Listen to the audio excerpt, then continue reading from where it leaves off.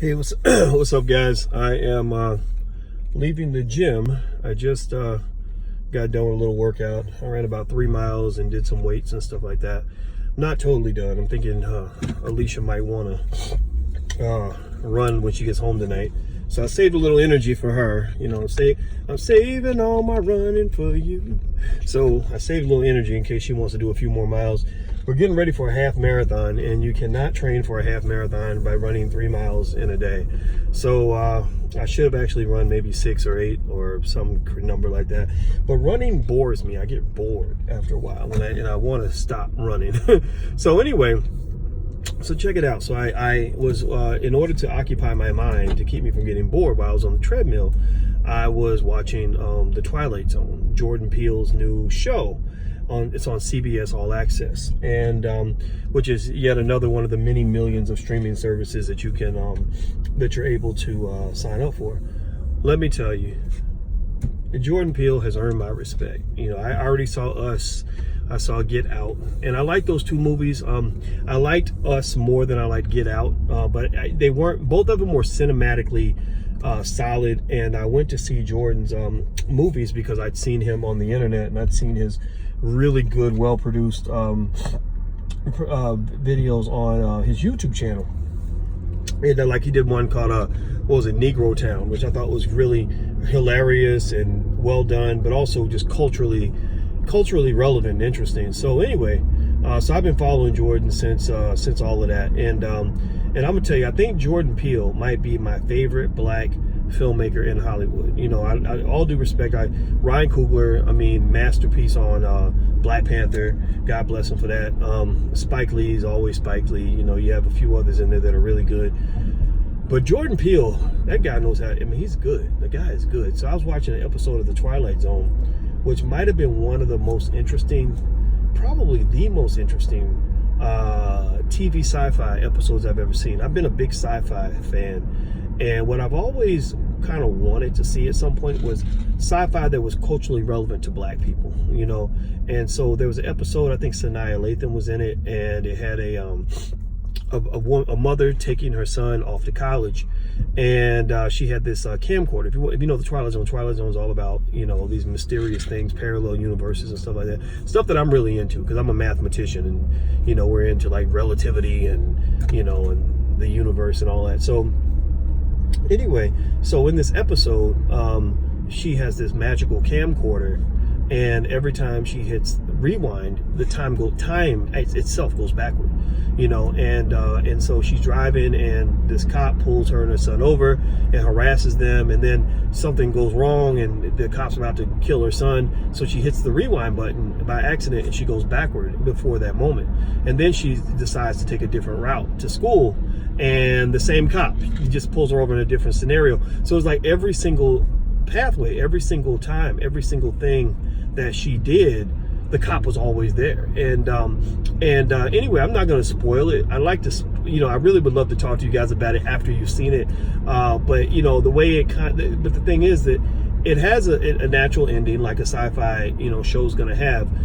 But in the resolution, there is a human element to it. There's like a human story to it. There's I wouldn't call it a moral to the story, but it was actually by getting closer to her people and getting closer to her family, her black family, and reconnecting with her past as opposed to running away from it, reconnecting with her people as opposed to running away from them, reconnecting with her family as opposed to running away from them, that allowed her to you know, jump the trajectory that appeared to be an inevitability. I mean, I saw that and I said, my God, I would love to talk to Jordan Peele about that episode, because what I really got from it is this interesting, powerful message that just kind of says, we're always running from black people. We're running from our families. We're running from our hoods. We want to get out of our communities. And it's inevitable that you're going to run into white supremacy. You're going to run into racism and things like that. And given that inevitability is going to occur, you're always strongest against that inevitability if you are together. So again, I don't even know Jordan Peele, but I'm going to try to read his mind. I think that the point of the whole series is to say, white folks going to be white. They're going to always come at you. And given that that's inevitable and it's not going to change, the only thing that you can change is you, right?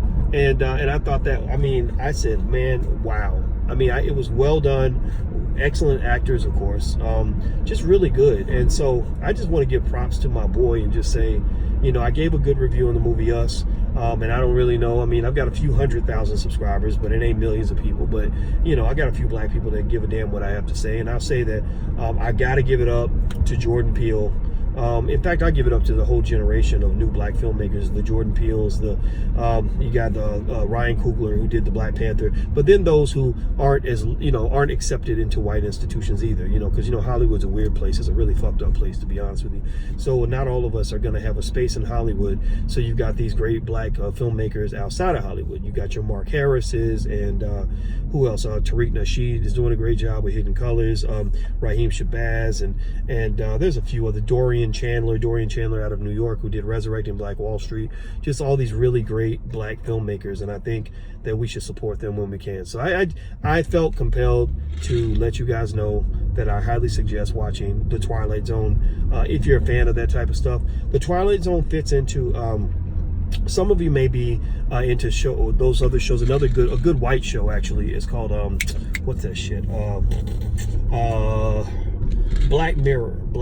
It doesn't have that many black people in it, but even Black Mirror's last episode actually had like almost a racial angle to it. But Black Mirror is a really good one also, and that show's like trippy. I mean, you really need to go like take a nap and take some fucking medication after that, because that shit will just fuck with your head. Like, I'm telling you, like, Black Mirror is the shit. You know, if you want to know some of my other favorite shows, I love Game of Thrones. These are some of my favorite white shows. Game of Thrones, Billions. I like Billions. I'm a financial guy, right? So financially literate, right? So I'm a finance guy. So Billions is interesting to me. Black Lightning. Oh, that's another one. I give it up to Akil. I think his last name or first name is Akil, and his wife. I think they're the Akil family. I think that's their last name, or maybe that's his first name. I don't know, but the word Akil pops in there somewhere. But anyway, they did a great job with Black Lightning. I think Black Lightning is actually my favorite show on TV.